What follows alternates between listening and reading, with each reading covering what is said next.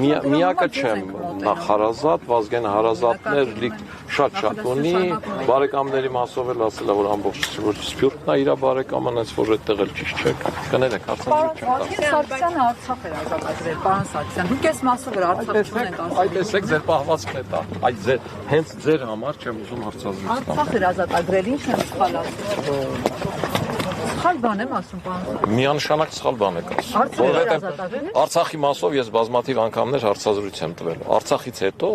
երբ որ Վազգենը Արցախն ազատեց, հոկտեմբերի 27 եղավ, դուք չեք հիշում ինչ եղավ։ Հիշում եմ, իհարկե հիշում եմ։ Ես սրտի մեջ ցավով եք հիշում։ Դե սրտի մեջ ցավով որ հիշում եք, ինչ եք ասում Արցախ էր ազատալ։ Ինչն եք ինձ։ Չէր ազատագրել Արցախ, պարոն Սարգսյան։ Լսեք, Արցախն ազատագրելուց հետո Վազգեն Սարգսյանի եղբայր Արամ Սարգսյանը անընդհատ պայքարել է, անընդհատ։ Պիտի դուք այդ շատ լավ հիշեք, դրանից հետո ինչ եղավ։ Ավելի շատ գեներալներ տվեցին, քան